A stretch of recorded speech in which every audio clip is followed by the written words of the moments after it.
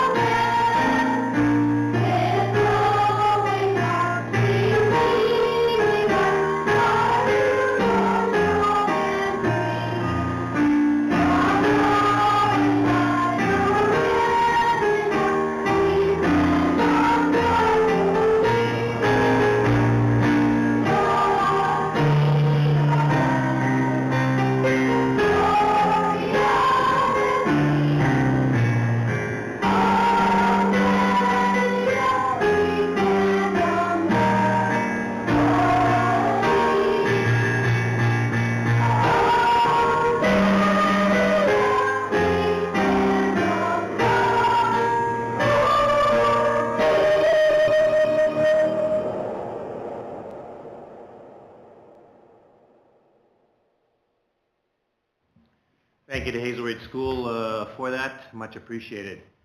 We have a treaty acknowledgement. I'd like to ask Trustee Dent to read out the treaty acknowledgement, please. We acknowledge the traditional land upon which Sunrise School Division resides as Treaty 1 territory. We honor our partnership with Canada's original peoples and respect the gifts of Indigenous history, culture, and language. We commit to moving forward in partnership with our communities in a spirit of collaboration and reconciliation. Thanks, Dustin.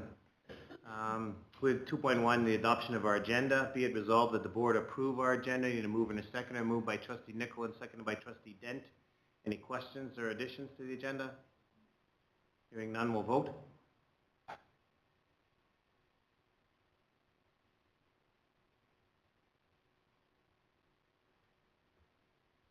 And we should do some introductions of people if anybody's online.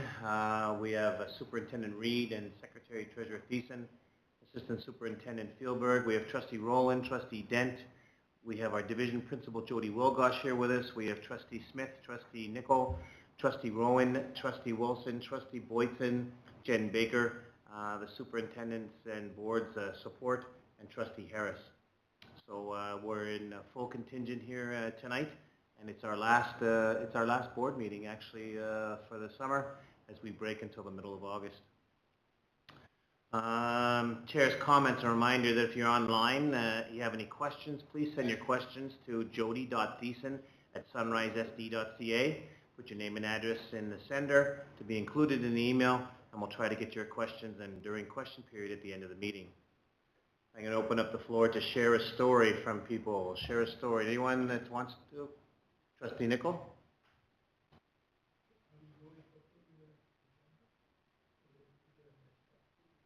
We've already voted on it. Want to share a story, Trustee Nicol? No? Okay. Trustee Dent? I got a few, so I apologize.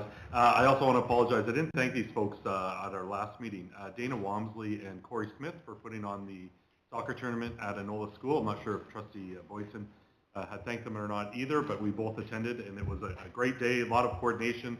So Enola and Gillis and Dugald were all participating in the day of soccer. Another special thank you to Jody Cragen of École Dugald for putting on a musical, A Kid's Life. So that was on May 27th. It was a great show. I think there was around 66 kids that participated in that musical, which is a lot of coordinating. So my hat goes off to Jody Cragen, and also for Cora Enns for putting on another great band concert at École Dugald on May 28th. It was a great night of celebrations, and many awards were handed out. SCI also had a cabaret on June 4th that I attended with Trustee Rowan. That was put on by the SCI Jazz, and there was a alumni band as well from SCI, so it's kind of neat to see graduates of years gone by performing for the community. June 5th, SCI did a summer barbecue, which I was fortunate enough to attend. So again, another great day. I think there was a bear in the neighborhood that day in Oakbank, which got a lot of press, but the barbecue went without a hitch. It was fun to see kind of the students after a full year of studying hard, just kind of relaxing a little bit during the day and playing some low organized games. I was able to participate in the Powerview Powwow on June the 6th at Powerview School, so I really felt honored to be a part of that and have a appreciation for deep fried bread, so that was great. June the 7th was the Travelers Day Parade in Brandon. I was there with Dougal Marching Band, which was tremendous. We got the parade in prior to kind of the monsoon coming, but the kids were still able to go on a few rides as well, so that was good. Then two more things, the Long Service and Retirement Awards. What was on June the 12th, and so it was great to see some teachers and acknowledging other staff, custodians, EAs, bus drivers for their long service and being a part of that celebration. And on June 13th, Oakbank had the talent show that Trustee Rowland and Trustee Rowan, and I see how you struggle with that. We're in attendance with myself at the talent show. Lots of talent at that school. It was a great afternoon. Thank you, Trustee Dent. Trustee Smith?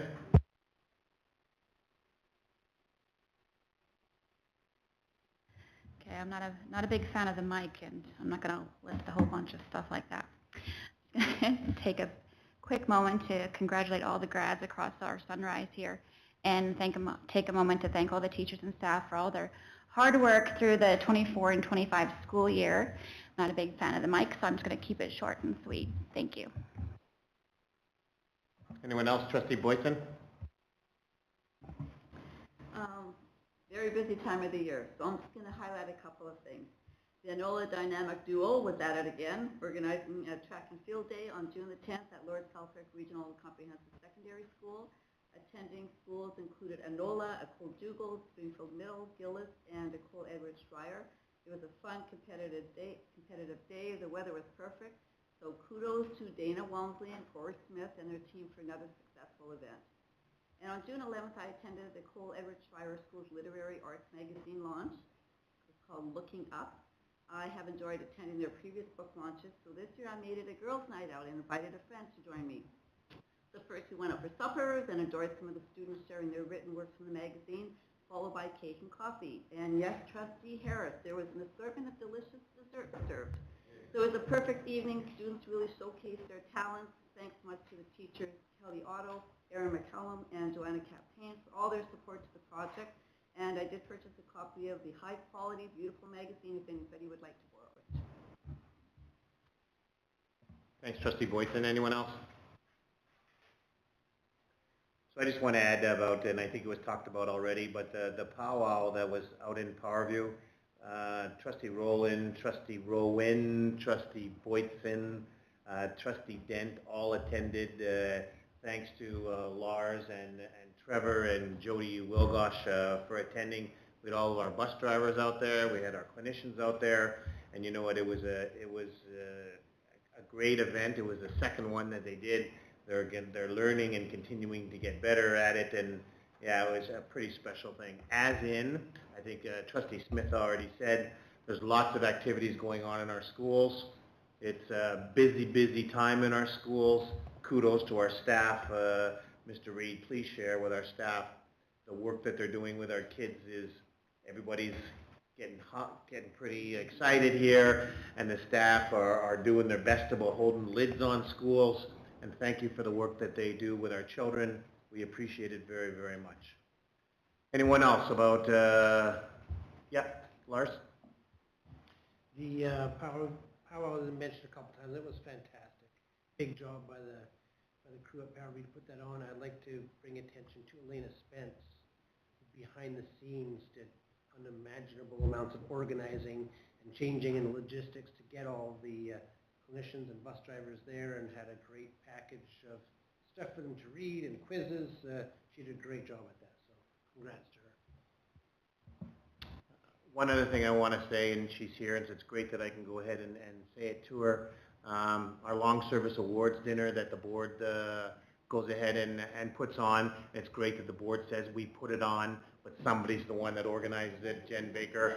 So thanks very much for making the board look pretty good with the organization and how it went. So thanks, Jen. We appreciate the work that you do. And yeah, I stand up there and take a bunch of credit, but I got zero credit really. It's really you. So thanks, Jen, for the work that you did there.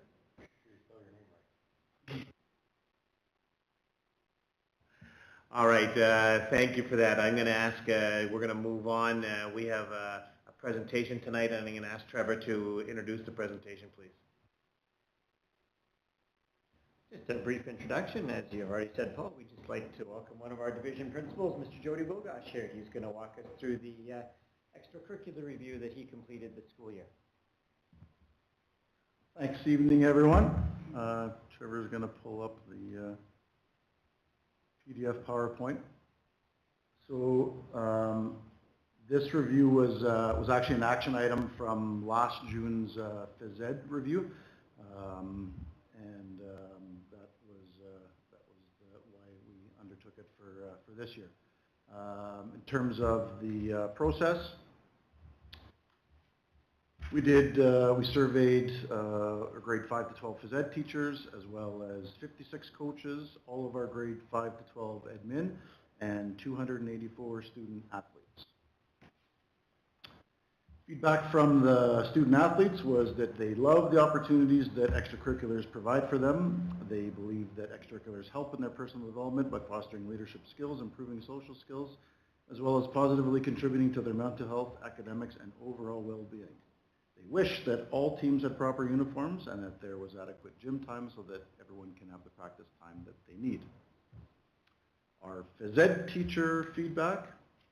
Phys ed teachers take a lot of pride in their extracurricular programs and the experiences they provide for kids.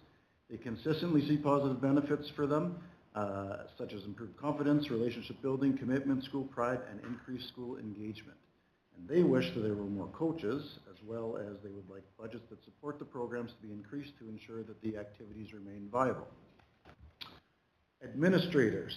So the admin were pretty emphatic about the importance of extracurricular programs and what they bring to the social emotional development and overall well-being. The other part to that, for their, they emphasized that it was not just sports extracurriculars. They talked as well about drama productions and musicals and band, esports, lunch clubs, different things that schools offer as extracurriculars, not just sports. But they talked about all of those benefits, creating student confidence, resiliency, leadership, along with positive school engagement. And they also talked about the necessary financial support that's needed to keep those going. And last feedback was from the coaches. They believe that all kids should have the opportunity to learn from someone who has experience playing the sport and understands how to teach it in a way that builds skill, confidence, and teamwork. They believe extracurriculars help students in their personal development by teaching them important life skills like teamwork, responsibility, time management, and perseverance. And they struggle with a lack of a sufficient budget to support the program, as well as enough gym time to practice effectively.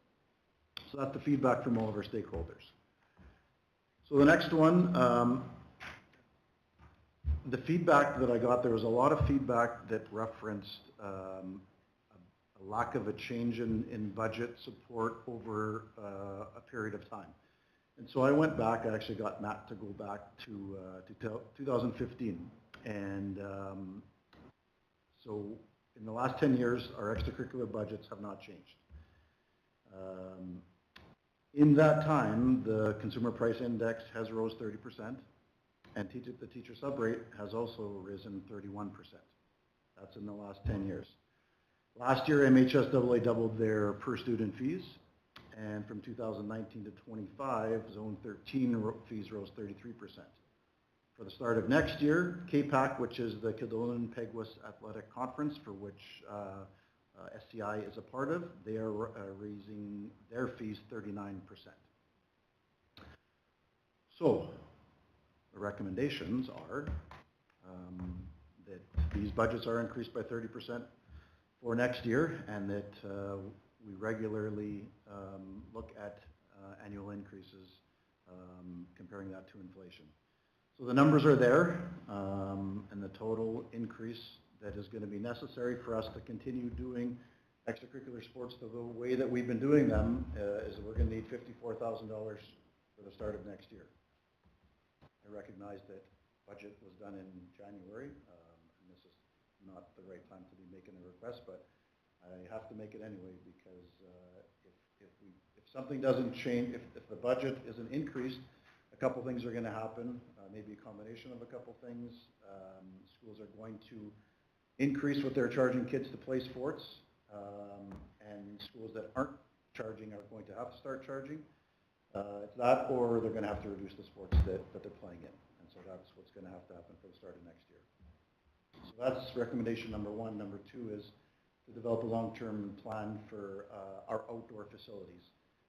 This actually came out as an action item from our phys ed review. Jody Thiessen and I have talked this year, so we've started already talking about this, and we're going to be bringing Neil along board with that, having some conversations much earlier than we did this year. But it does seem as though that there isn't a set budget number for outdoor improvements in our maintenance budget that is directed for that. And my last thing is, so the 56 coaches filled out the survey and 284 student athletes, and I can't guarantee for sure that these are the same experience that they're talking about, but if you read it, I think you can see that it is. And so the question for the student, what was your favorite memory? And she said, when I finally made a serve at my volleyball tournament. And then the coach's question was, what is the most enjoyable experience you had coaching an extracurricular activity? And they said, just seeing the students' progress. I had one student who couldn't serve the ball over the net in volleyball. Our teams ended up playing each other, and her last serve of the game went over the net. The crowds and all the girls cheered, and she was so excited. It will be a moment I'll remember forever. And so anybody here who's played an extracurricular sport has a memory like that, and those are the things that extracurriculars can bring. So that's all I have for you. Questions? Anybody have questions for Jody? Trustee Smith?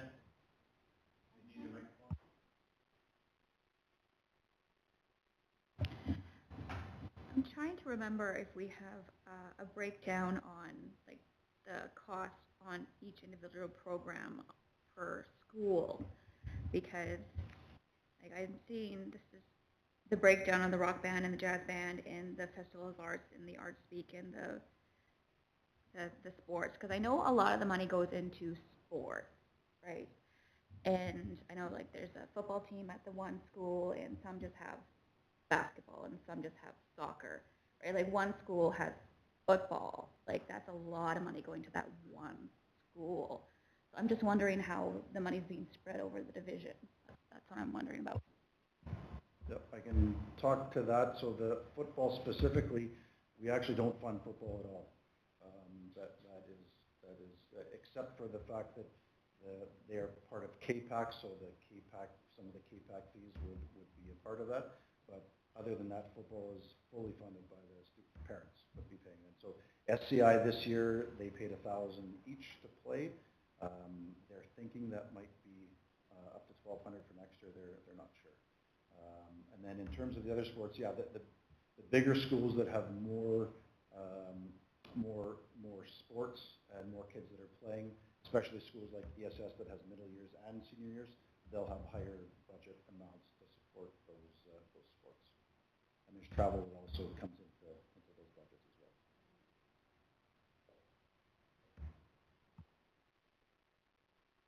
Jody, to further with that question, can you talk about what sports then they are funded and what sports are not funded across? That'll probably be better for people to understand. Yep. So if we look at, it would be page 9 on the review. So one of the questions to admin was, are all extracurricular programs free at your school? If no, explain. So For SCI, for basketball, SCI charges $40, ESS charges $100, and Lactavani Senior charges $25. Volleyball, $40, $100, and $100 to $25. So those are kind of those are lower numbers for sort of the regular high school sports. Then we get into hockey, football, and lacrosse. So hockey, SCI charges $1,200, ESS $1,400, Lactavani Senior $1,000, Powerview $1,000.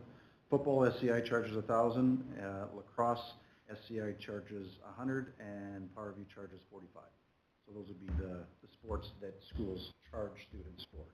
Right now, there is no school charges middle year students anything to play sports, but ESS specifically has said that they will need to charge next year if there isn't a change in budgets. So just to clarify, so sports like soccer and basketball, I don't know if it's basketball, it is here. So soccer and track and field and all those, there's no cost to those to an individual student or parents as to what you're saying, but the cost there is for those sports that are, as what you identified there. That's correct. Trustee Nicol? This is a comment. As a finance chair, this would be nice information, which you agree, nice information when we made the budget.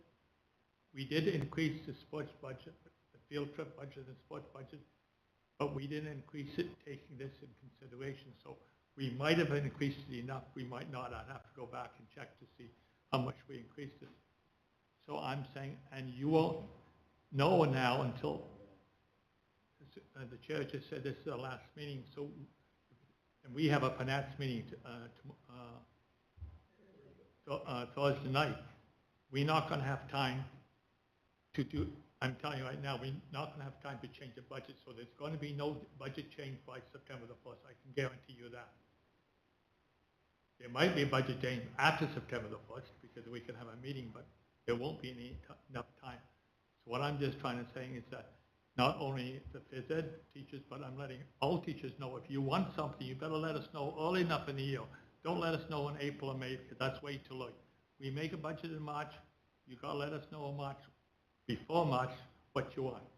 So I'm not saying there won't be, we might be able to find some. I have talked to Jody and find out maybe we can find something, and to Trevor and find out maybe we can find something to help the phys ed, but I know it won't happen before September. Thanks, Don. Trustee Boyson? Same thing, I don't have a question, just some comments, I guess. Personally, I'm a little bit embarrassed that this hasn't been increased since 2015, and I know you talk about phys ed, but I don't know if phys ed and extracurricular are the same area, because sometimes people are coaching and it's not necessarily phys ed, but just a comment. And then I was looking at the review that all the information that you provided us is like a lot of information that talks about, it contributes to well-being, it provides a sense of accomplishment, reduces stress, boosts confidence, all those things. And our strategic plan, one of our domains is social and emotional, focuses on mental health and well-being. Better ways we think of, hiring a mental health worker, but maybe that's not where we should be putting all our money. We should be putting it into extracurricular because it's got such huge benefits. So just something maybe we need to look at. We have an excuse why we need to spend some of this money to support our strategic plan. Wow, Trustee Boyson, vital music to my ears. Right on. Trustee Smith? That money wasn't specifically assigned. Technically, it was EA money, right? I also had another question. It has to do with like the band and the arts and all of that. Like we were just talking about sports, and I always look in the paper and all I see is sports. I was a band nerd. Okay, that was me. So how do we? And we're always looking for those extra band equipment in the cupboard. What about the money for that? So we do have music budgets as well as travel budgets for that as well, and it is something that and I did mention, like, the principals spoke emphatically about that as well. So when I asked the question, so this review was specifically for, I didn't say sports extracurricular, but that was kind of because it came out of phys ed review. But they still made a point, every one of them, to mention how important all extracurriculars are. So they talked about the drama and music and all those different things that do the same thing that sports do. So it's all that teamwork, the perseverance, that social aspect. That's what those things do for those kids that don't play sports. And they value those as well. Anyone else? So Jody, I do want to talk about what's up on the screen. So a number of those budgets, though, are divisional budgets that you control. So they're not school budgets as in, hey, you know, we need to go ahead and do that. You control the money for the zone fees and the K-PAC fees. So you send that off all to them. It's not money that you are taking away from a school budget to go ahead and pay for that. So provincials, uniforms and zone fees are all budgets that you hold, and schools aren't having to find money for those things. Now, for tournaments, if they want to go into a tournament, if you're telling me that you have a $20,000 current budget and schools want to go to tournaments that are outside of their regular leagues that they're playing in, historically they've paid for those, part of those things. I hear what you're saying. Subs for sports, I think that, yeah, you know what, as we get busier and do those kind of things, you know what, where do we find those things, sports trips, so about traveling, that kind of stuff, I understand there, but some of those things are divisional and not school needs to go ahead and spend. But I like what you've kind of given to the board to give us some of that information as to where some of those things are. That's good. And a reminder, I'm going to go back to the board. Remember, schools always have site-based decision-making money that they can decide what to go ahead and do with. But I do like the recommendations that you're doing, that you're showing to us, to give us a heads up. Trustee Nicol is right. You know what, we want you to get back in our ear come next year as to where things are, to let us know some of those kind of things. But thank you for putting this together. And I think that, you know, one of the things that you know what, I hear you talk about, and we talked about music, but we also have something that's huge out at Dugald, right? We have esports. And so, you know what, how esports then fits into this. And it's interesting that if you're a volleyball player, you don't have to pay any money, but if you're a hockey player or a football player, you do have to pay some money. So those are always interesting things for us to go ahead and take a look at. Anything else go ahead. Just so regarding the esports, we do support esports actually with this budget, and it was a decision we made when they started it. So it comes out of the tournaments and provincials. And so they went to provincials, or they hosted provincials. We used the provincial budget line for that. And so we fully support them. And I want to go back to the difference in what's happened over the last 10 years and how everything has increased and the budgets haven't. So I think that Trustee Boyson said it kind of interesting, and you put it out here, is that 30% increase in our budgets haven't changed? Yeah, good heads up. Thank you. Anyone else? Well, thank you. Do you want to comment? No, just want to thank Mr. Wilgosh for all the work that he put in. I know this is something that he's very passionate about.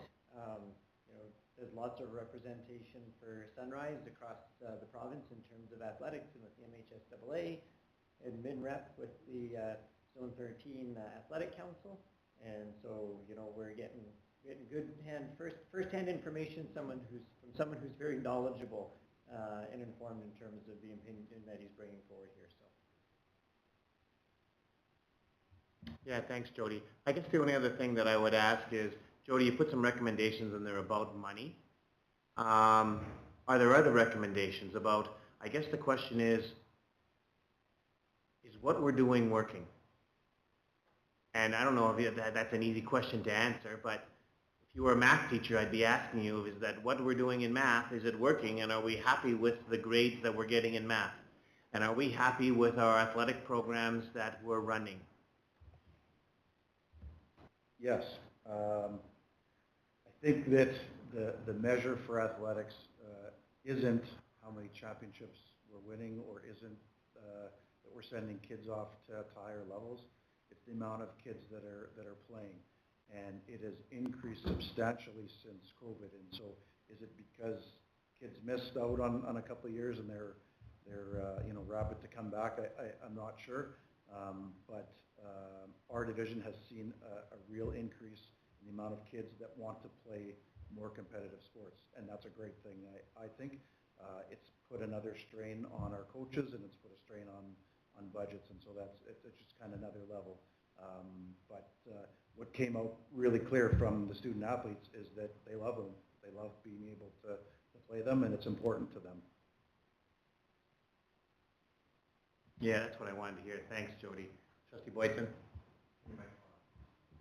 I do have one question. You don't have to answer me today, but do you agree that Anola School needs a bigger gym? You don't have to answer me today. But that's it.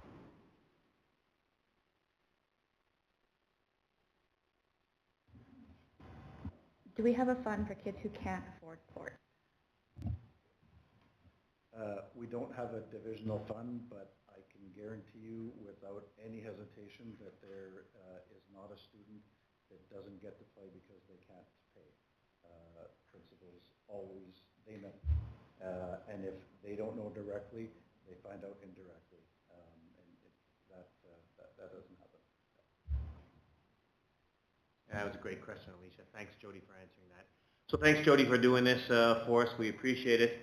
The time that you put in here. I think those comments that are in the other report, not the abbreviated one, go to tell us a little bit about what students and coaches are saying and thinking, and thanks for putting that together. Appreciate it. We have our minutes from our June 3rd meeting. So be it resolved, the board adopt our June 3rd regular board meeting minutes. I need a move by Trustee Boyson, seconded by Trustee Rowan. Any questions on the minutes? Hearing none, we'll vote.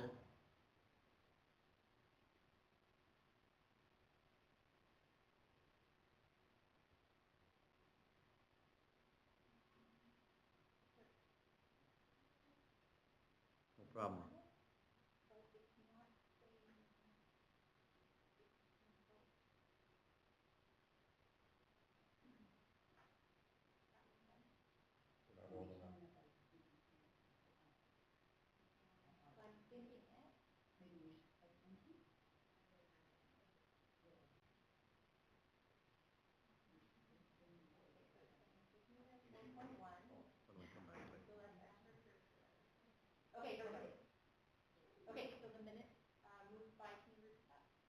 Moved by Trustee Boyson and seconded by Trustee Rowan.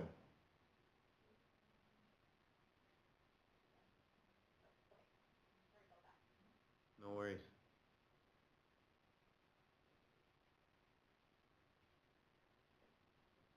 Just one trustee now.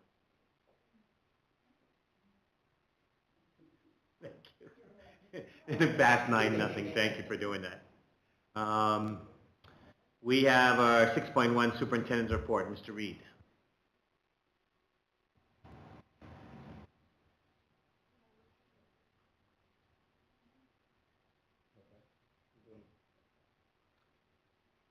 So we have a few things to share with you this evening, some of them repetition, so I'll just go over them quickly. Again, just congratulations to all of our students who will be graduating over the next few days. Lots of grad ceremonies coming up and lots of time and effort and hard work put in by the students, and so I hope they all get to enjoy those events with their families. We've heard a couple times about the Powerview School Powwow. Fantastic, fantastic day. You know, staff, students, lots of community members, you know, an event at the event. We had quite a bit of divisional staff there in attendance, and that was actually noted by the school. I got some feedback from the school administration afterwards, and they really appreciated the divisional staff that were in attendance there. It was noticed, and they really were happy that we were there.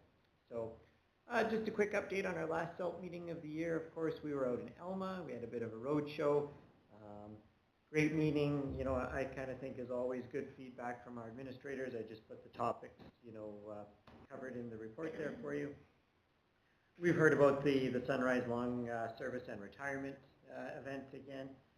So just thank you to all of our long service recipients for their dedication and loyalty to the division, and congratulations to all the retirees. Big event, hope they enjoy it. And thank you to Jennifer Baker, Sarah Scott, and Jamie Wojcik for handling all the logistics around that event. And there, just also again, as the school year is coming to an end, it doesn't mean that the learning here at SEC has stopped. So just listed some of the divisional gatherings and meetings that we had where we were offering some training for our teachers, looking forward to next year. And as always, as our last meeting of the year, well-deserved break coming for all of our 10-month employees. We thank them for all the hard work and dedication to our students over the last 10 months, and we hope that they enjoy a well-deserved break. But also not a time to forget that also in our division we have 12-month employees who will continue to work through the summer. And for many of those employees, this is actually their busy time of year. Custodial, maintenance, ICT, our mechanics in the bus garage, who scramble to get lots of work done and work extremely hard over the next couple of months to get things back in order for 4,800 students who will be back with us after Labor Day. And so some people get a break and some people are just getting ramped up, but we hope our 12-month employees get a little bit of time to catch their breath and take a few days over the summer as well. And so, and of course, wishing all of our students and all of our families a very safe and enjoyable summer vacation. Thanks, Superintendent Reid. Any questions? Trustee Rowan. Trevor, in your report you talk about learning opportunities that are still upcoming. I'm curious to know if there will be anything similar to last year at the end of the summer where you had some PD happening here with some of the staff.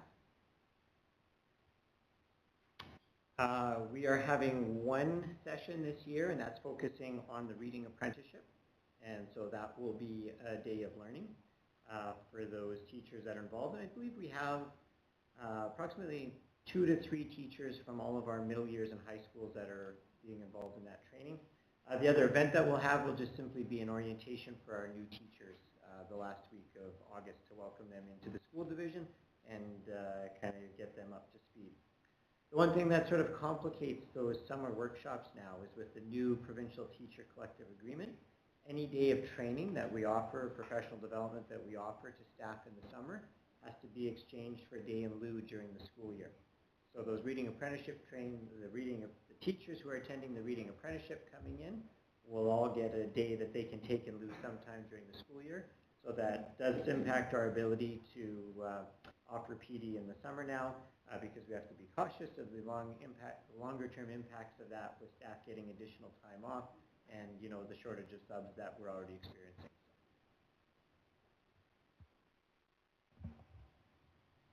Anything else? So as Trevor was talking about the powwow again, I did get to send you all a picture of one of our trustees dancing in the powwow. So Trustee Rowland had danced in the powwow. So everyone's got a picture of her dancing in the powwow. So thanks for coming out and doing that. I was going to put it up on the screen for everybody, but I just sent it to you individually. So there we go. I didn't want to embarrass her that much. Board reporting schedule. So we have a board reporting schedule. Can you put that up, Trev, or please? So we have a board reporting schedule and about programs that we've done that are there. Want to go down to the next page, Trevor? So part of it is now we need to, we've always talked about giving feedback to Mr. Reid about what are some of the programs we would like for next year to have some kind. So you saw we had our extracurricular one, and then we had a student services one. We've said each year that we'd look about to have 2 or 3 programs to be evaluated and given us some feedback. So is there any kind of feedback that you have that you would want to look at a program or department where we would like some feedback on? Now's your chance. Okay. So he's telling me that we have it coming up in 8.4, and I knew that. But I just want you to think about it because I have some burning in the back of my head, and I just want to make sure as to where we are. But just so that you know, we have that input into there. Okay? Thanks for putting that up, Trev. So let's go on to the Secretary Treasurer's report, please. Yes, thank you. Share my screen here. Yeah, so I feel like Trevor and I copied each other because there's a lot of similar points that I've made here as well. But I just wanted to highlight a couple things. It's a long report because I wanted to share with the board, like Trevor said, the 12-month employees, it's our busy time of year. So they will be busy in the report and identify some of the tasks they're doing. But I just want to say a couple kudos and highlight some things as well. I just want to let everybody know that there is a certification that transportation goes through annually, and they completed their safety fitness certification for 2026. So that's renewed by the Manitoba Transportation and Infrastructure. And what that really means is that we can maintain and operate our bus garage and continue fixing buses and doing the things we do. So good job to the transportation department. I know they pay attention to these things, so I think it's really important. So we can continue operating the garage? Yep, great job, guys. Great job. So they'll be busy with field trips the next couple of weeks, rounding out the rest of the school year. Finance is busy with getting ready for year end. I've talked about it several times, and then later on in October we will see their hard work and present their audited financial statements that they've spent many, many hours preparing and putting together with the auditor. So we'll see that later in October. Purchasing's been busy with reviewing a lot of the spending for 24-25, coordinating some of the furniture purchases this summer, and coordinating with maintenance when we can get deliveries for our furniture. Something new this year we're trying is as soon as furniture is available, we're requesting the manufacturer to deliver it as soon as they can. We found that there was a bottleneck at the end of the school year, or at the end of summer, beginning of school year, where us and 37 other school divisions are requesting furniture all at the same time. And sometimes that caused a lag. We had one school wait about 8 weeks for their furniture. So we've identified ourselves as one of the school divisions that says if furniture is ready, just bring it in and we'll find a place for it and shuffle it around as necessary. So we're going to try that this year and see how successful that is, how much it gets in the way for some of our maintenance crews as they're trying to clean the school and wax the floor. So we're going to try our best to coordinate and see how well this can work and hopefully reduce our bottleneck at the end of the school year, or end of the summer, I should say. ICT has been focusing on security. That's a huge, huge thing for them in the last little while. You're being hacked. Purple. Security is really important. So that's happened twice now. That's weird. So security is one thing that they're focusing on. Now I'm fine. So, not so fine. I won't scroll the screen then. Maintenance has been busy. As you all know, we have a new maintenance manager in the role as of middle of May. And we've been doing a lot of work, addressing a lot of seasonal items right now, working with Jody Wilgosh. Jody's presentation identified that we've been talking about maintenance of school grounds, and we recognize that ball diamonds and soccer fields and track and field events that take place, we really have to spend that time and put the effort into getting those sites ready for these events. In years past, sometimes we've coordinated it, and sometimes there's been a bit of a lag because there was lack of communication on when these events actually are occurring, and it's the last minute phone calls that maintenance would get. So we're working on a combination of scheduling and budget allocation, making sure that's in place. So that's really important, and that's something that they've been working on for the last little while. Something new that just occurred, PowerView has a rooftop heater / air conditioning unit that we received the sad news that it does need to be replaced. So in the report I've identified the potential cost of this replacement is anywhere from $50,000 to $60,000. We've had an assessment done on it, and it's something that will need to be replaced. We can't, it's beyond its repair, and there's no parts for it available.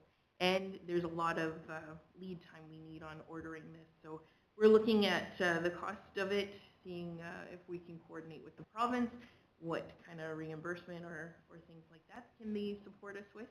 But we do know we have to place an order on it to make sure that it's in place by the time heating season's around the corner. So that's one of the important things that has occurred with our new maintenance manager right off the hop. So it's good that he's jumped in both feet. So other things to update the board with, the town of Beausejour, again, they have provided, we've talked about the safety at the elementary school, requesting we want a sidewalk down Joyce Street.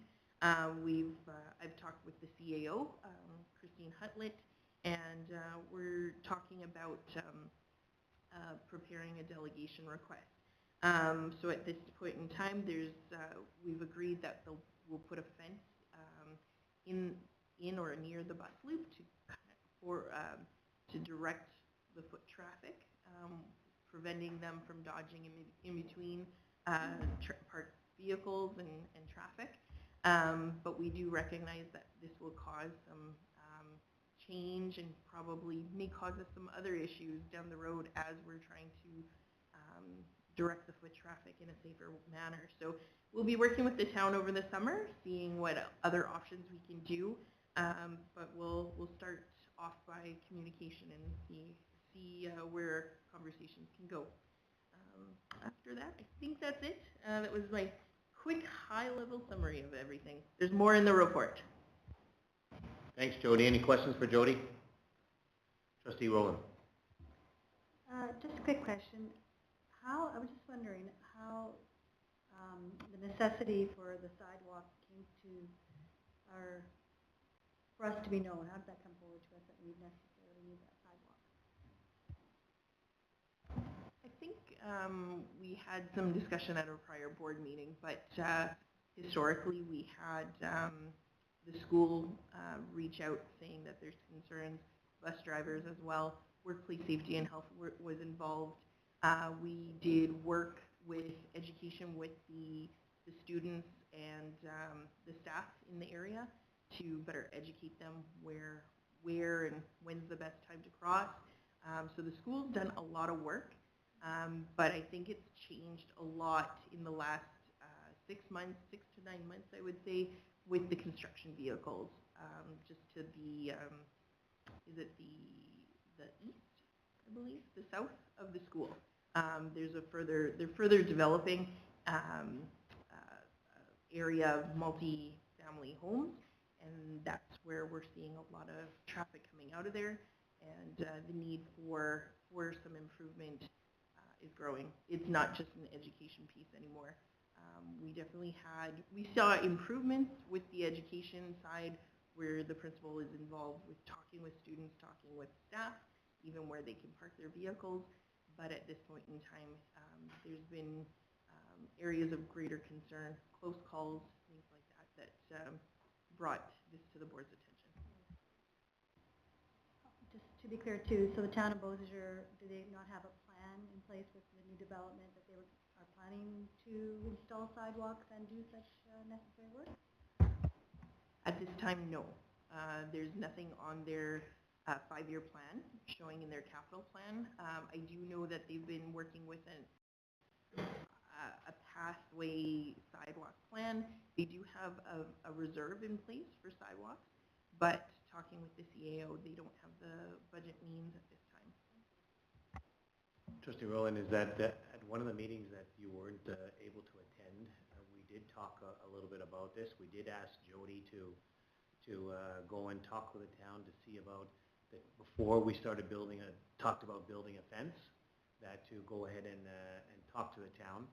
However, now that the town is saying is that a board delegation, as they prepare for the board delegation, Jody, I would like you to make sure that our two local trustees are aware of it, so that if they're available to come to when we do a delegation to them, that they can go ahead and do that. And it was well laid out, certainly about the danger, and so we had asked about the construction of a fence. Jody did get a verbal quote on what a fence will cost us, but the board was saying is that if we don't have a sidewalk anytime soon, we need a fence to protect the kids in that situation. So that's where I think Jody's reporting on, and so thanks for going ahead and doing that. And we certainly would like to, Jody, be involved when the delegation goes to the town. Thanks. Anyone else on this? Trustee Smith? The only part that doesn't make sense is they extended 3rd Street by the church, the United Church there. So it wraps around into the new development there. And they're also extending out by the elementary school. So there's more housing coming in there too. So they should have a plan for that development of the new subdivision out that way. So there should be a sidewalk plan in place for that area. So there must be something with that development of the subdivision. So there should be a sidewalk plan in place over that. So that's what does not make sense to me. Well, I think when we go to do the delegation to the town, you know what, we can follow that up for sure. Anything else for Jody? Okay. Thanks, Jody. We're down to board business. We have a talent development data. Is this, go ahead, Lars, please.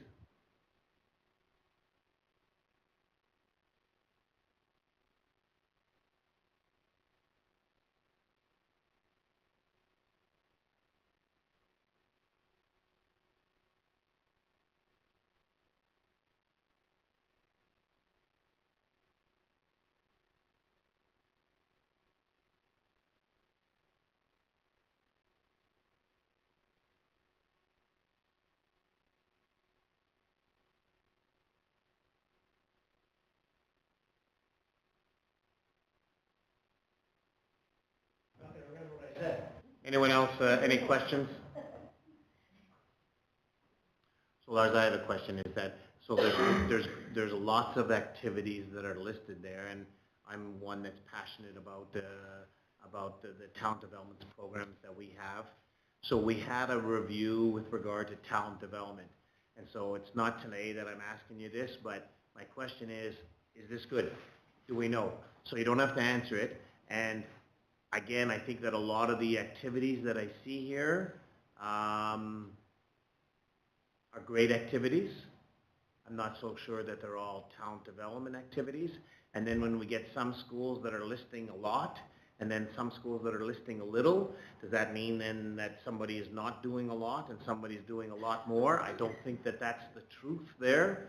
But I would like us to take a look at our talent development, the activities, or come back to us with, we had a review, and is what we're doing meeting what the review is talking to us about? I can comment briefly on that, but it would require a more fulsome response. It's a good question, because there are things in the review that were important to follow up on, and some of the things were and are related to your observations about making sure that the activities were based more on student request versus staff ideas. That's a blend, but in that list, I think it's accurate to identify that many of those things had talent development involvement.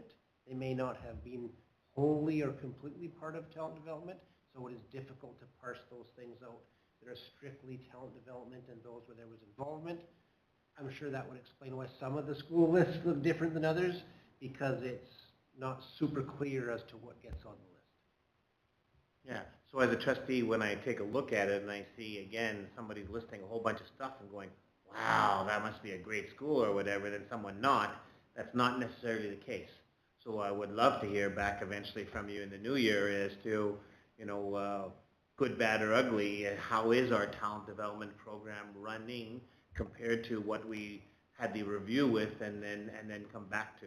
But again, I appreciate the list of things that are going on in schools for all trustees to go ahead and take a look at, but that other data, just like I asked Jody, you know, is our extracurricular program, you know, Jody, from your opinion and working, you know, the same thing that I would ask you about our talent development program.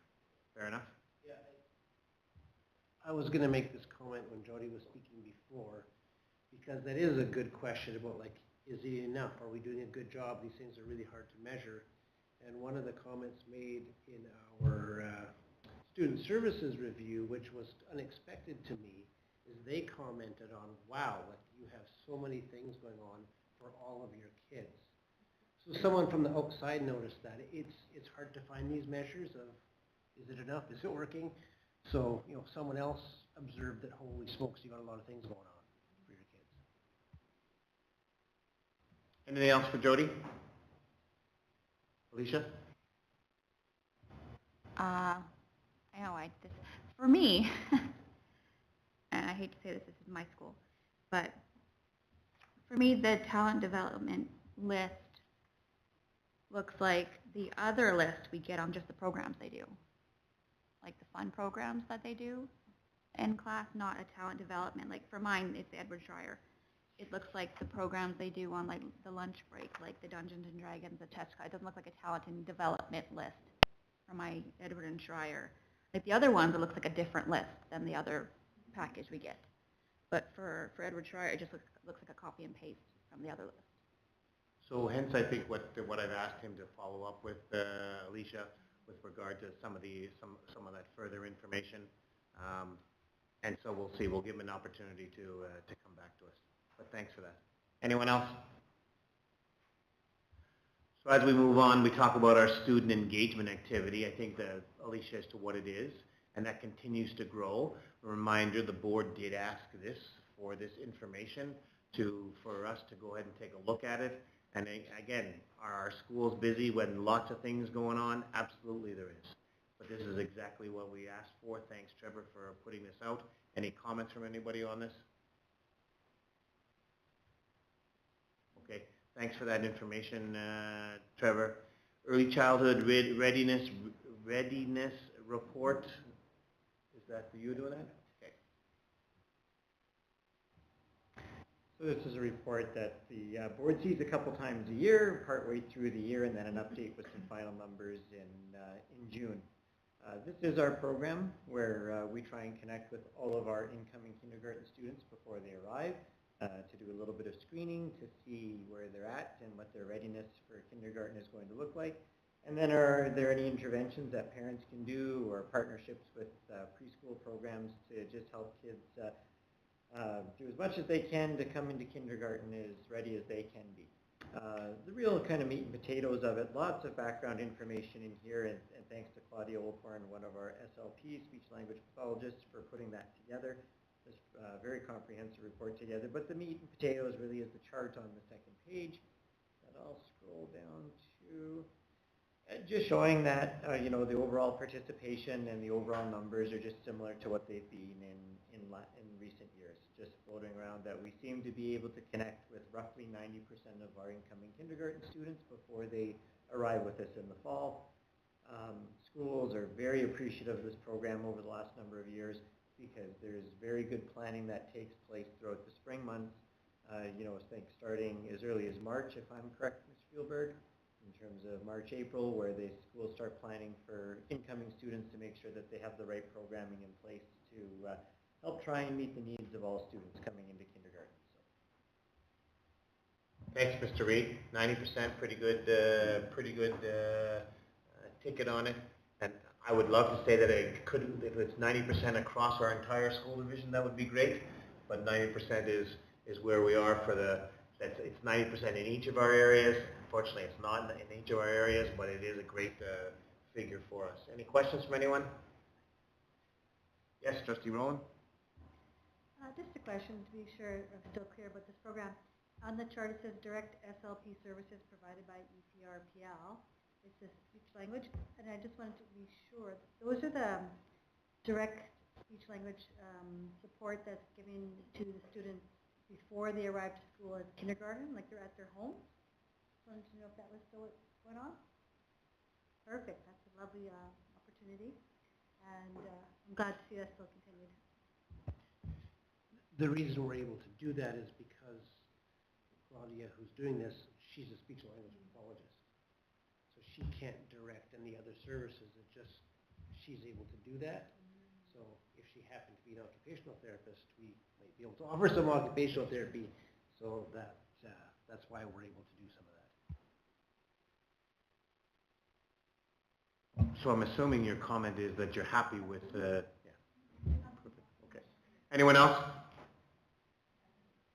Okay, thanks for that, Lars and Trevor. 8.4, sorry, our board reporting schedule. Go ahead, Mr. Reed.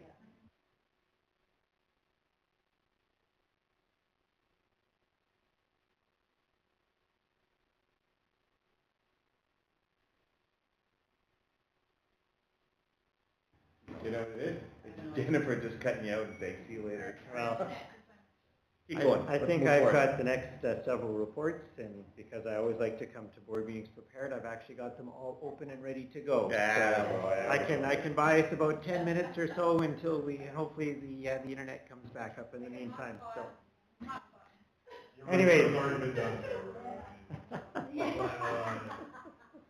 Board reporting schedule. So as the year has gone on, I have been trying to do my best to keep notes on the reports that have been requested in the past, as well as some potentially some new ones that I've offered.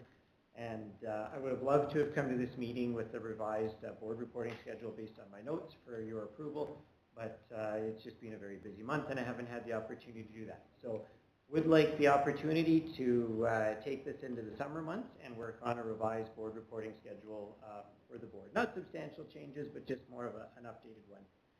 Bring it back to our first meeting in August for approval. If it's not to the board's satisfaction, we would just default back to the existing one, make some changes at that meeting, whatever the case may be. So that's just a request I'd like to make, and I don't think I need anything more than nodding heads on that. The second part of the board reporting schedule, of course, is what Trustee Manuel was referring to earlier about our program reviews.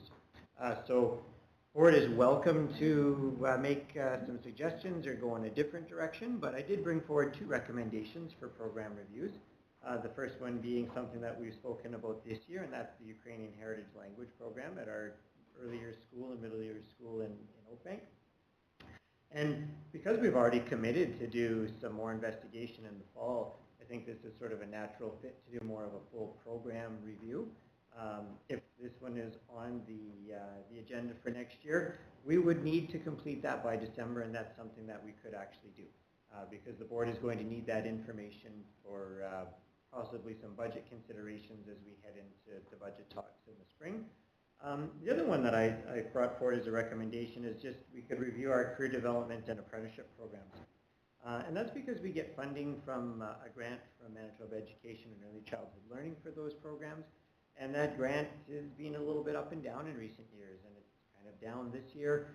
I think we're going to be able to, I know we're going to be able to maintain everything that we've done, even though we got a little bit less. But if the grant goes down again, we may have to make some sacrifices in terms of what we offer in those areas, and having a review done might help us make an informed decision on that in the future if we need to do that. So those were just 2 that I brought forward with recommendations without any discussion of the board. Of course, those are your choices to make and have that discussion, and we will do the reports as the board wishes. Comments from anyone? Go ahead, Trustee Rowe. So when I go and look at our board meeting reports, it does have it listed career development and apprenticeship programs as 2 separate things. Is doing both of those at the same time going to be something that's going to be manageable for the person doing the reviewing? Yeah, we would be able to review both of those simultaneously. There's quite a bit of alignment between the schools that are impacted and the people that coordinate those programs. So yeah, there's a fit there. And just letting you know there's at least 3 trustees that can't get on the internet. So if there's any voting. We'll be voting by hand. Okay.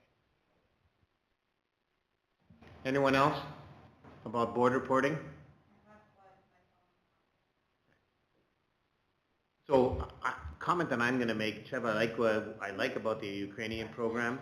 It's something that's probably we need to look at getting done, and I agree with you that it's probably something that we want to have before we're thick into January, into budget talks, and it was good because we did have a lead up not too long ago about the Ukrainian.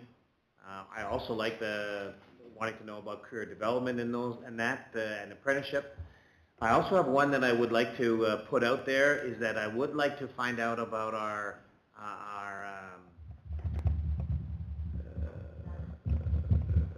what are those ladies that help support our program leaders. I would like to find out about our program leaders. Are they doing a great job? Are they doing, you know what? But that's just Paul. The board needs to go ahead, and I would like to find out more about how our program leaders are doing, or some feedback on our program leaders. And as a group, we do need to make a decision together as to what it is. So that would be me. That I would add to this. Anyone else want to comment?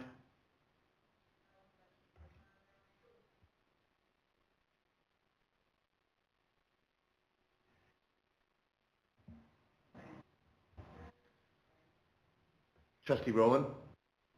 Just a comment about topics that interested in is, in relation to the program leaders, is like the changeover we're having with the phonetics programming and the literacy and reading.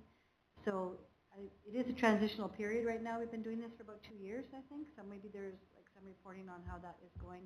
And then because of the report from the province about their mathematical outcomes, maybe our math program leader could be talking about the new funding and what we're doing and how bad was it and where are we going.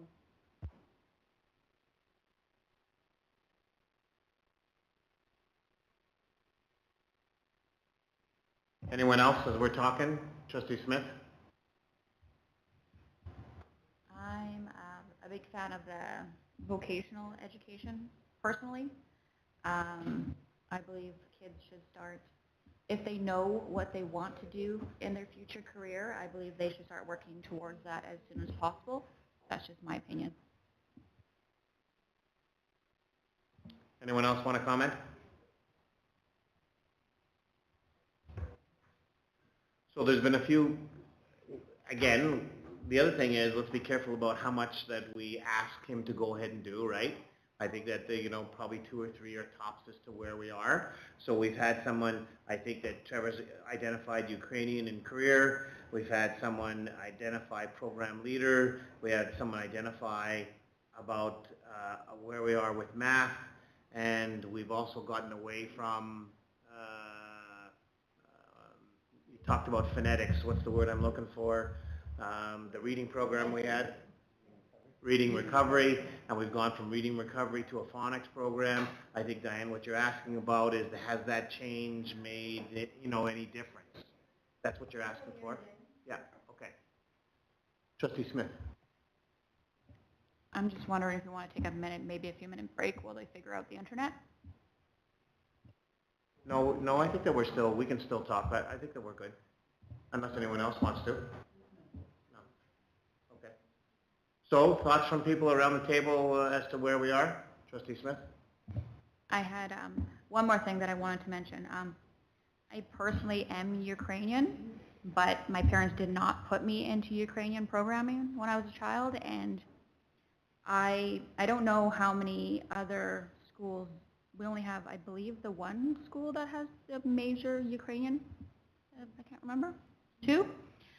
So, in my personal opinion, I don't want to put any more effort into that bit of it.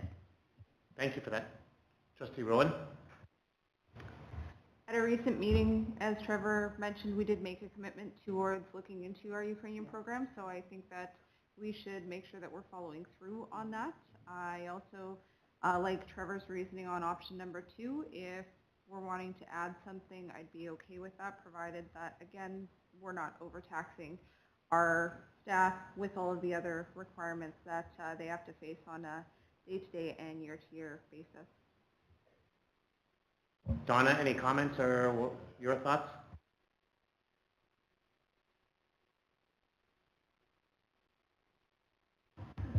No, I agree with what Melissa was just saying. I think we've made a commitment and we should stick by it and follow through.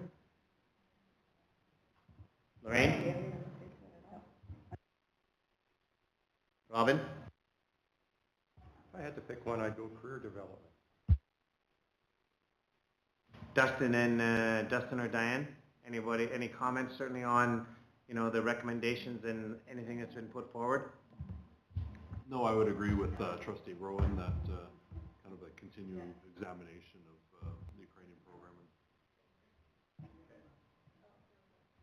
Who would be presenting on that? That's up to Trevor. I'm just, you know, I do agree we need to talk about these things, but I was just on regards to like presentations from different operations. Or is that not what we were talking about? So I don't think that, I don't think it's fair yet to, oh, Trevor, who's going to go ahead and do it? That Trevor's got 12 months to figure that out, or for the Ukrainian thing, he's got 6 months to figure it out, but go ahead. Just a couple of comments. Do I know who I'm going to delegate these to? Yeah, I do.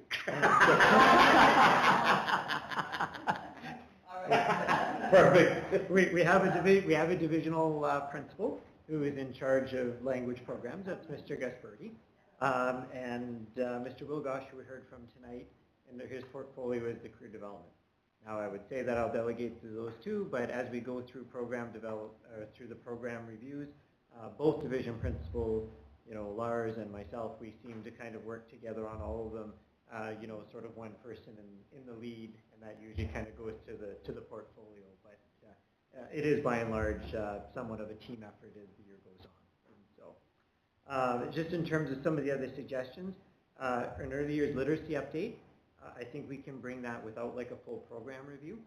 It's part of the board. We've had the former reading recovery report, which we changed to an early literacy support. Would not be hard to bring a little bit more in-depth information on that one and some data. We've actually started collecting some data this year that we would have. So I think that's very reasonable to do outside of a full program review.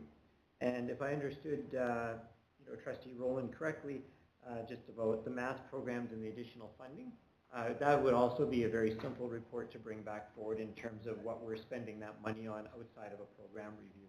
So we can definitely do that for sure in the fall. And so, and then my last comment is if we wanted some sort of review on program leaders, we would just be careful to structure the scope of that one because we would not be reviewing the people and the positions. Right. But we would need to be reviewing the positions or the portfolios as we've identified them. And, you know, are they matching, you know, targets either for our continuous improvement plan or a board's new strategic plan, whatever the case may be. So we have a mechanism to evaluate our employees on that 5-year schedule. So anything related to program leaders would be around their positions or portfolios.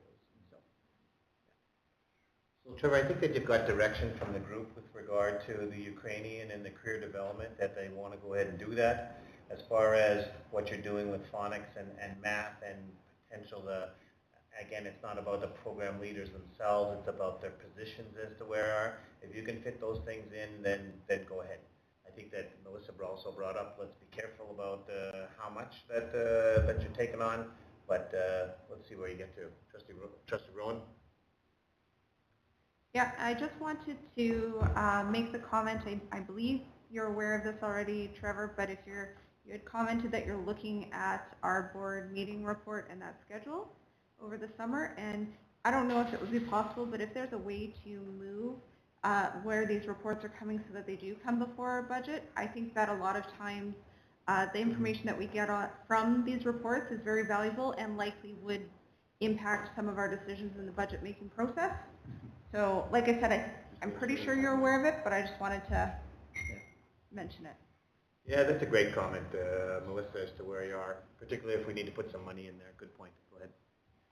We have actually had that discussion internally at the office that the timing cycle of the board report seems to be a little bit mistimed because we present in June and we go away for the summer.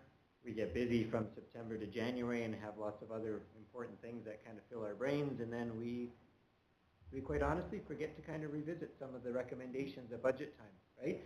And so we have had some discussions about how do we maybe transition from a September to June cycle to rather a January to December cycle. We thought about, well, do we recommend only doing one this year and having that done and then starting 2 in January or starting a new one in January, whatever the case may be. So I'll give that some more thought and consideration. Trustee Boykin?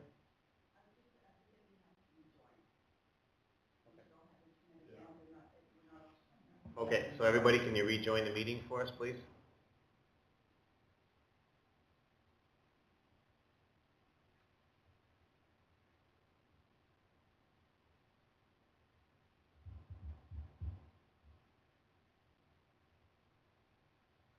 How are we doing, Jen?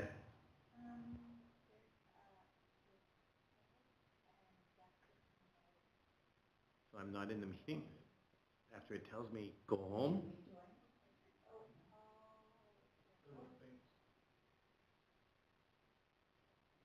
I said sync, but I still had to do it again.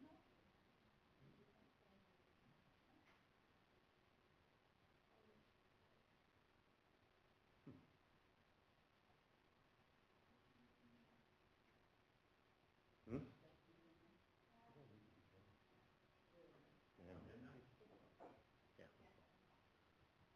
All right, let's keep going. Paul doesn't need to be in the meeting. It's good. I did. Let's keep going though. Well, I'll keep trying. So let's go 8.5 continuous improvement plan, Mr. Reed. So as the report indicates, we've talked about a continuous improvement plan a couple of times previously this year. And throughout the spring, you know, myself, assistant superintendent, our division principals, we've been working on that continuous improvement plan to really kind of, you know, provide some focus for, you know, our students across the division and where we want to put our resources. So attached a draft of our plans to date on there. There's nowhere near a finished product, but it's a pretty solid start. And so we've collected some feedback from our administrators, and you know, we need to kind of build that into our plan now. So that's going to be the work over the summer, is you know, putting a polish on this plan and bringing it back to our school administrators for one final look at our September SELT meeting, and of course back to the board, you know, sort of for your information. So just kind of an update in terms of where we're at with that. So. Thanks, Mr. Reed. Any questions for him? Trustee Wilson? I just have a couple of questions. Under numeracy, it talks about direct and inform students to choose the appropriate math course. And I'm just wondering what is being done to carry that out. Just because of personal experience, I find a number of students take essential math and yet have to backtrack and do applied or pre-cal for admission to various programs at university and college. So that's a little bit of a double-edged sword for us in terms of how we manage that in the school division. On one side is exactly what you've just mentioned there in terms of directing students to the right math course for their future aspirations in terms of what they want to do.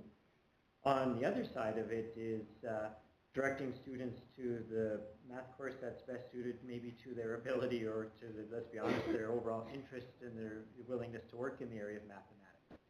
So what it is right now, it is that exact combination at the school level where our school counselors are working to inform students about the proper math course in terms of their you know, future hopes and dreams in terms of post-secondary, but then also sitting down with students and having that realistic conversation. Well, you just kind of got through grade 9 math with 51% and you really weren't interested in doing math or working hard.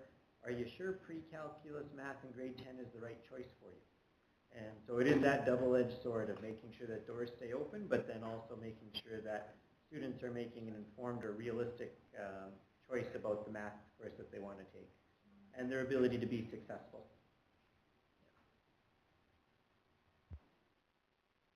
I just have one other question. I noticed too, under the continuous intake plan, grade 12 pre-cal support was mentioned for 25, 26, and then grade 11, and then grade 10. And I wondered why we didn't start with grade 10 and then do 11 and grade 12. And I'm sure there's a good answer to that, but Well, there's an answer to it. I'll let the board decide if it was a good one or not, but there is an answer. So there's kind of two things that drive that. First, for the just like full transparency, the province allocated the dollars to us for grade 12 support.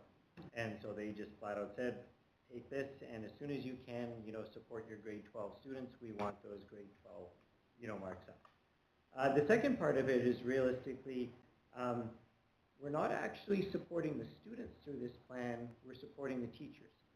So we're training teachers to become better teachers of grade 12 pre-cal. So if we do that in year 1, we train those teachers, then we hope that there's some sort of immediate benefit, with the students that will be in grade 12 next year, but then that teacher is also still in place for the grade 11s that are coming up.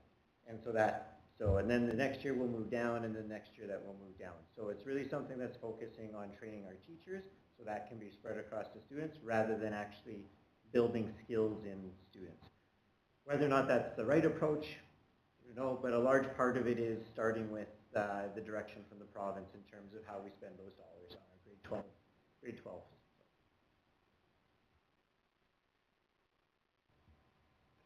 This is University too. I noticed in 25, 26, you're not going to analyze the grade 12, grade 12 provincial sources. You're doing it in 26, 27, 27, 28, but you're not doing it in 25, 26.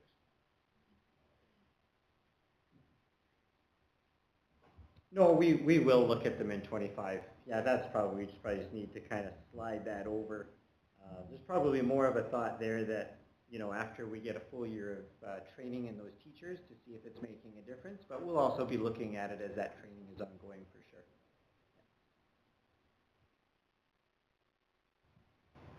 Trustee Nickel to pick that out, by the way, as to what they're doing. Nice catch. Okay, anyone else? Thanks, Trevor, for this. Anyone else? Okay, let's keep moving. So we have the Colony Schools calendar. Did you want to talk? It's for information. We would have seen that already, information going out. Did you want to go ahead? Yeah.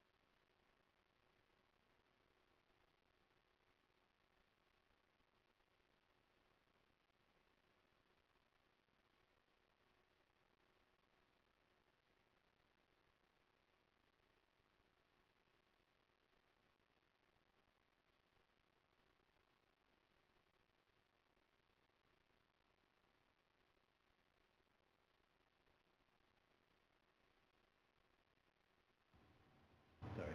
Now my mic is on, so we'll hope that there's good lip readers watching watching the video tonight. So, Any questions for Trevor? Nice work. Thank you for doing that, and thank you for explaining as to moving forward. 8.7 talks about board meeting schedule. It's there for information. Any questions on it? Trustee Rowan? Looking at the board meeting schedule, I know we always meet the first and third Tuesday of the month, and I believe that's per our bylaws. But I do know in the past there have been times that we have changed that first January meeting just because our staff oftentimes are not in the office in time to get those reports in. Is that something we should be considering for this, our first Tuesday would be the 6th, with the 2nd of January being the day that all of our stuff would need to be uploaded onto ESB. I think we're okay there. We'll have all of our stuff, sort of loaded up, through the holidays or before, depending on vacation schedules. I know, not 100% sure why it's necessarily been moved every time in the past, but I do know that at times it's been moved in the past because the actual first Tuesday in January, or potentially the first Tuesday in April, actually fall within the Christmas or March break. I believe that was the case last year. I think we had the Tuesday was the 2nd, and we didn't come back until Monday the 8th, and so we got bumped to the 9th last year, and so we went 2nd and 4th. But so every once in a while we get a Tuesday that falls within the first Tuesday of the month, falls within the identified vacation period. So it would need to be moved for that. So Vacations? What are we talking about? Vacations? Thank you for the question. Thanks for the answer, Mr. Reed. Okay, so let's move on to is that we have 8.7. So 8.7, the board meeting schedule. Be it resolved that the board approve the board meeting dates for the 25-26 school year as presented in the superintendent's report dated June the 17th. Need a mover and a seconder. Moved by trustee Smith and seconded by trustee Dent. Any questions? Hearing none, we'll give it a try.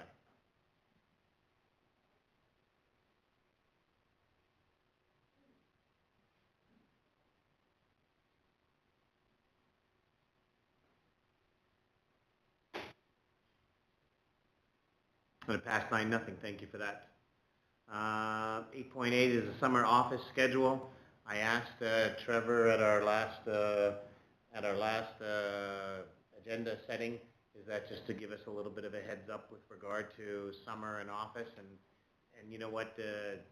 Don't say, oh, you're supposed to be. You know what? It is a draft that we've asked for them, but there it has. Did you want to add anything to it, Trev? So it was just for some information as to where things are. Heads up. Okay, thank you. Nicole Edward Trier School, be it resolved that the board approve in principle the Edward Trier Schoolboys Hockey Tournament in Berwick, Nova Scotia, December the 3rd to December the 8th, subject to the superintendent's final approval. Need a mover and a seconder. Moved by trustee Harris and seconded by trustee Smith. Any questions to this? Hearing none, we'll vote.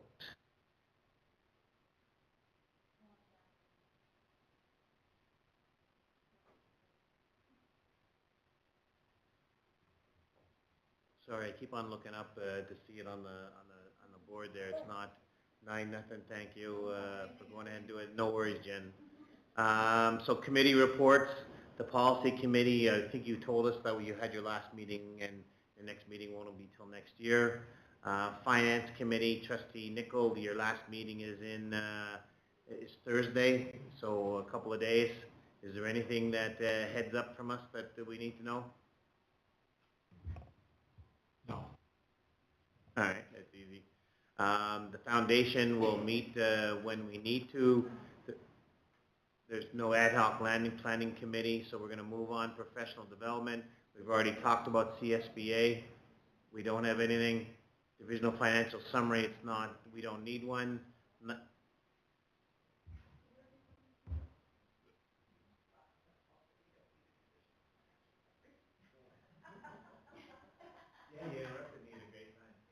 Sorry, yeah, you were just rifling through those fairly quickly. The Education Foundation Committee, I'm just wondering, I know we talked about an info package and some pamphlets, whether it be physical ones or electronic ones to kind of send out to our ratepayers and businesses and that kind of thing for donations to the foundation. So I'm just wondering where that's at. Is that probably one of... So it's a work in progress that the foundation committee has.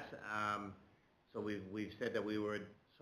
Pretty answering. We said, Jody's the one that's doing it or getting it done, and so part of it is I can't turn around and say we said, but it is something that is on our radar to get out. Absolutely. Thanks for bringing that up.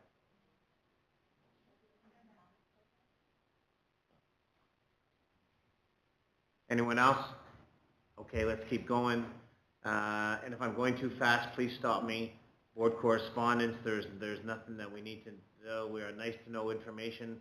Thanks to Sarah and Jen for putting all this information together for us.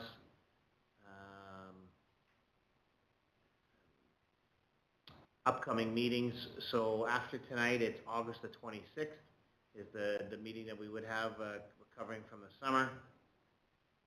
Jody, 14.1, any questions? Are there any questions that are to you? Unfortunately, no. Okay. You saw MSBA correspondence. I think that you're seeing lots of Alan Campbell talking in the news and whatnot about the decision that they made. And I can tell you that I talked to a few of you, and even if MSBA wasn't going to go ahead and do it, I think a number of you were saying is that it was probably more important for us to give up our hotel rooms for evacuees as opposed to us go ahead and do that. But MSBA and CSBA made that decision for us, so that was good. We are going to, we do need to go back into in-camera, but there are two motions that we can go ahead and pass. So this is 18.1. Thanks, Jennifer, for putting this together. Be resolved that the board direct the superintendent to respond to the parent delegation as discussed. We need a mover and a seconder. Move. That's fine. Moved by trustee Boyton, seconded by trustee Nickel. So if your internet is out, we're probably going to have to vote by hand. We're all out. You're not able to get on the thing? We're all good. Okay, we're all, do it by hand. Yeah. So we're going to do this by hand. We have that. So all those, sorry, trustee, comment? Go ahead. Yeah, I just wanted to declare that I'll be abstaining from this vote. Can we put in the minutes that that trustee Dent did abstain from the delegation and that he's abstaining from the vote as well? Thanks, Jennifer. So all those in favor? So I have 1, 2, 3, 4, 5, 6, 7, 8. All right. It's carried. Thank you. And the next one is, be it resolved that the board approve the salary recommendations for the superintendent as discussed on June 17th, 2025. Moved by trustee Smith, seconded by trustee Nickel. Any comments to it? We'll still vote by hand then as well. All those in favor? And it passed 9-0. Thank you for doing that. So we are going to go back in camera, but for the people that are listening online, we do not believe that we are coming back with any kind of motions from in camera. Anyway, so we will move into in camera. Can we adjourn the meeting? We know for sure we're not doing that? All right, meeting's adjourned. Okay, let's go into in camera.